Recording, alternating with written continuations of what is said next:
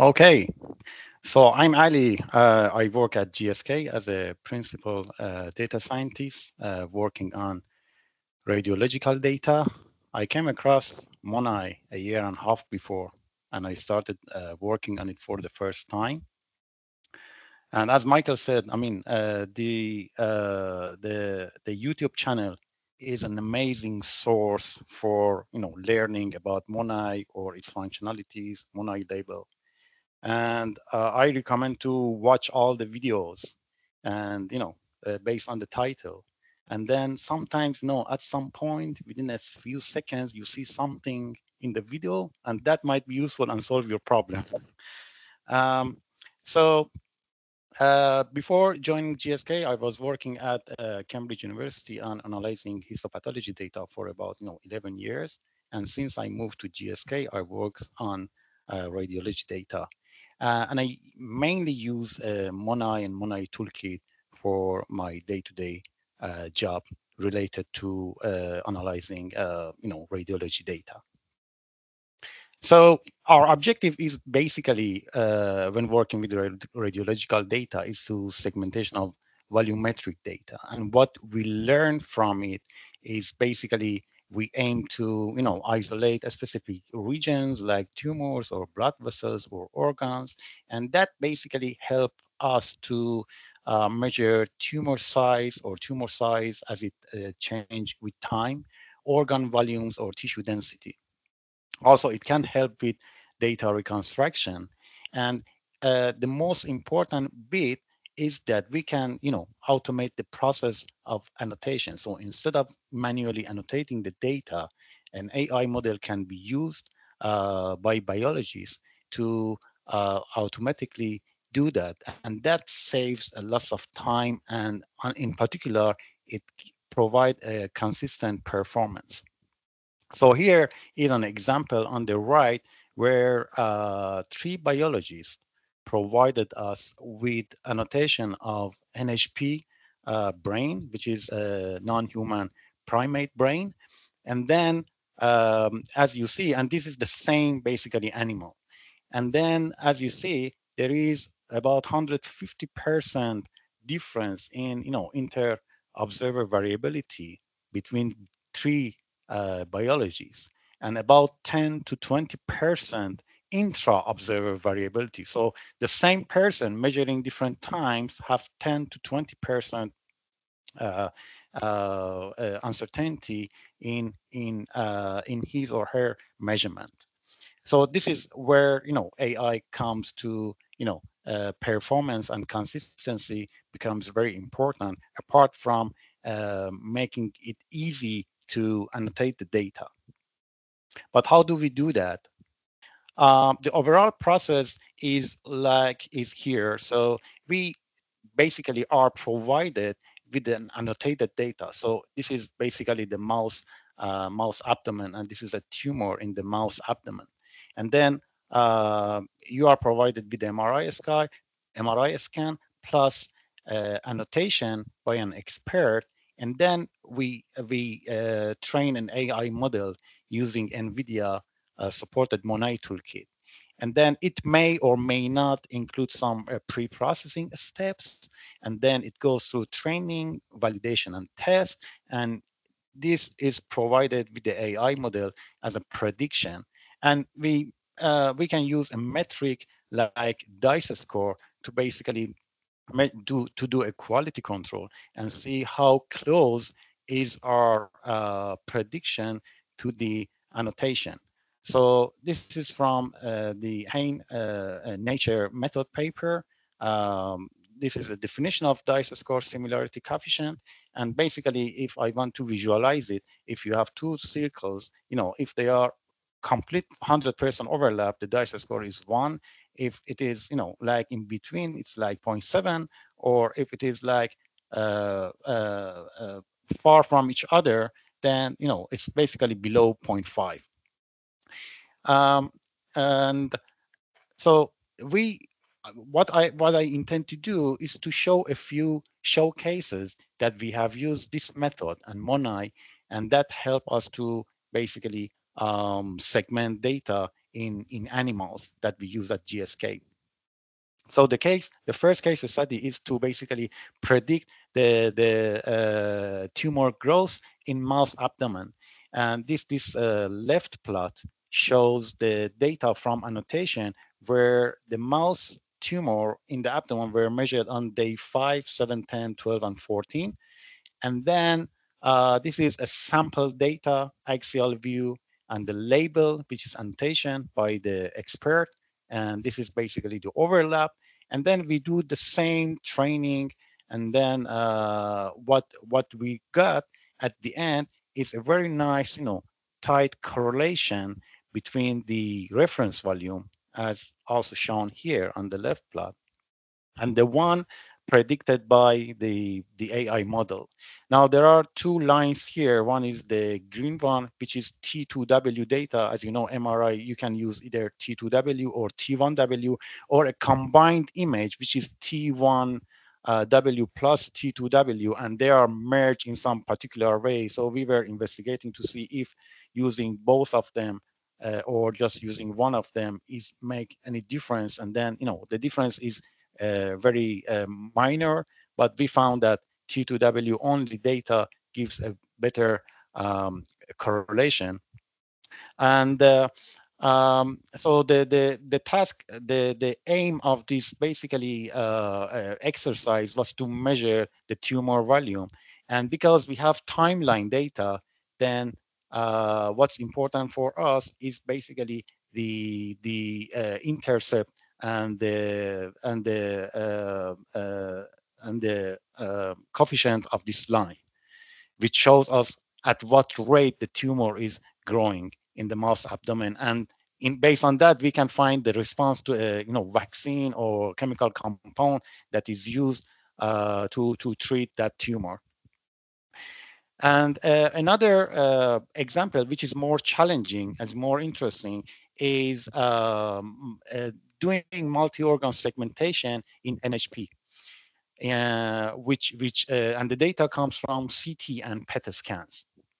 Now, this is more challenging because we don't have, that many data for NHP, and the NHP data that we have also has been taken. The CT scan has been taken, and without using any contrast agent. So this is unlike human CT, where most of them use contrast agent to identify the different organs. We haven't used any contrast agent. So here you see the overlap of PET over the CT, and the reason that you can see the organs clearly is that because we have overlaid some of the segmentations on the body.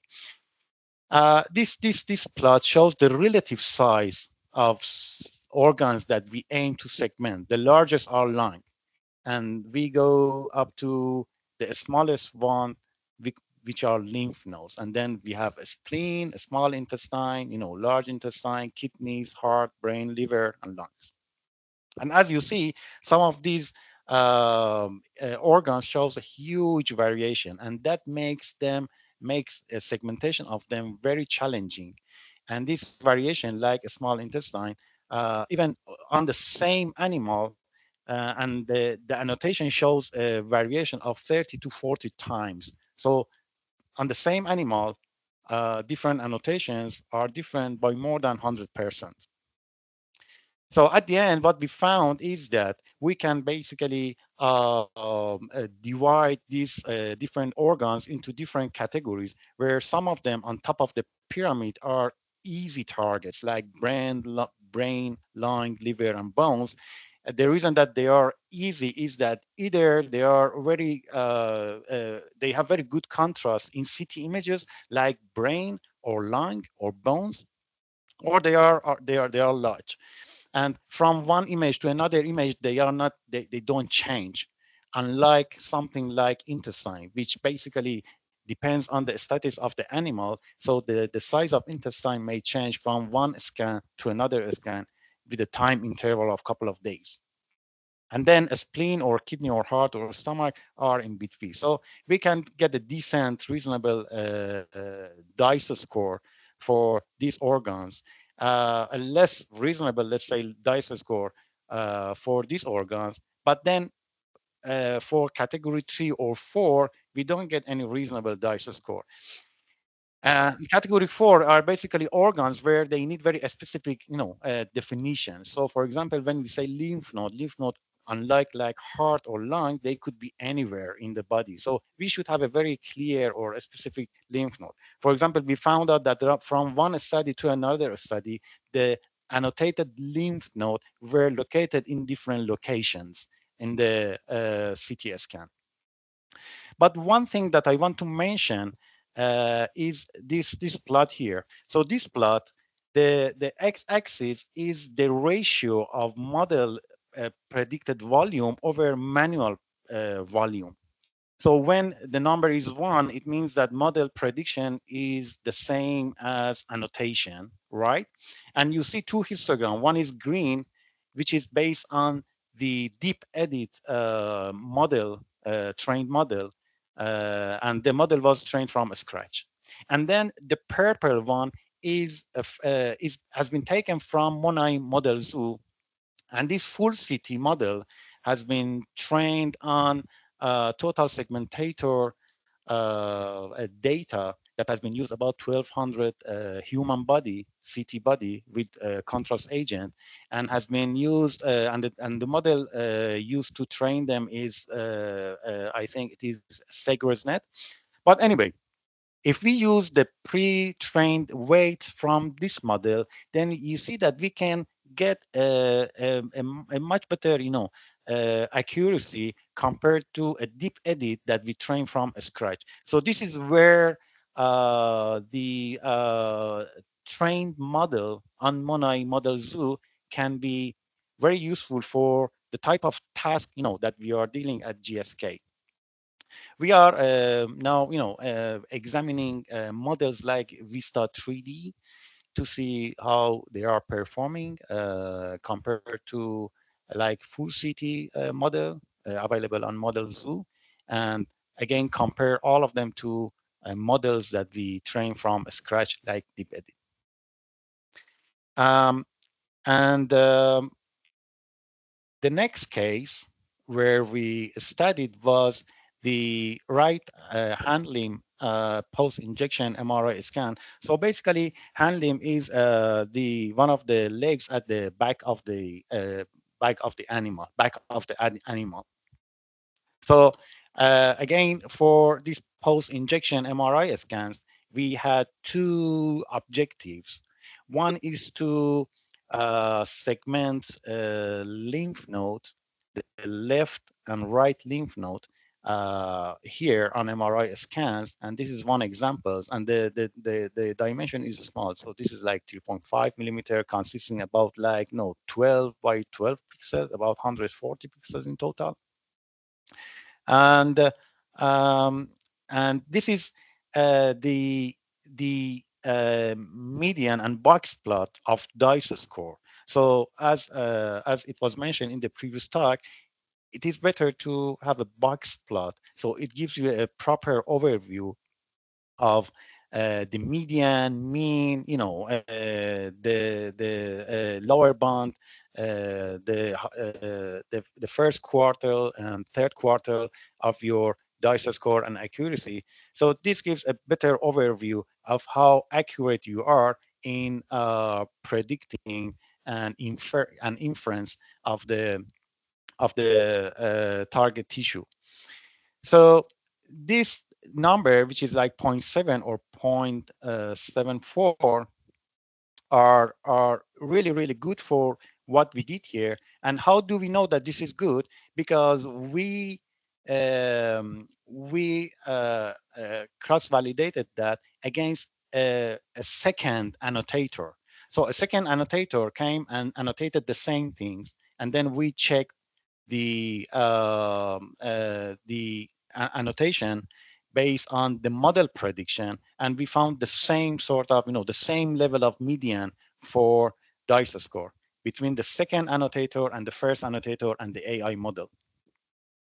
The second objective that we were dealing in investigating the the right hind limb post-injection MRI scan was to which is slightly more challenging, is the measurement of inflammatory region in the leg. So one of the legs, basically on the right leg. The aim of this task was to measure the volume of the tissue of the inflammation in the right legs. And again, so for this task, based on the annotated data, and the deep edit train model, we got a median DICE score of zero point 0.7 against. We validated that against a second biologist, and technically the fourth biologist, because three biologists have annotated this data over 3 years. So there are lots of data collected over 3 years. So the fourth biologist also annotated some of the data, and we tested, and we got the same median of DICE score.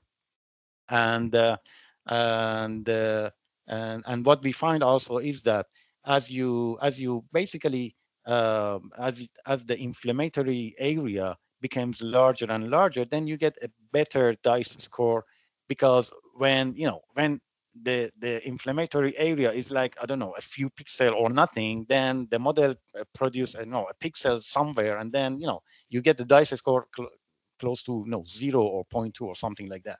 But as you increase the volume, then you get a decent DICE score. But at the end, what's important is that, because we are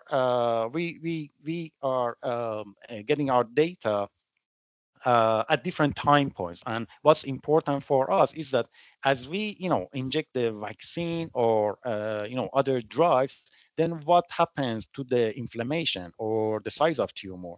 And then what's important for us is how well is this correlation of volume measurement compared to the reference volume, which is done by annotations. And then again, we get this prediction of zero point 0.9 with R score of 0.95, which is really good and encouraging. And these are done again based on training a deep edit model from available from MONAI label radiology application. So in general, what we found was that we use this MONAI framework, and this provide an excellent tool for AR model development, and to make the image analysis of MRI CT scan in an automated way. And most important is that pre-training is important. So in that sense, the models available in MONAI Zoo are really useful to enhance the accuracy of organ segmentation, and in our case, in non-human primate CT scan or NHP scans.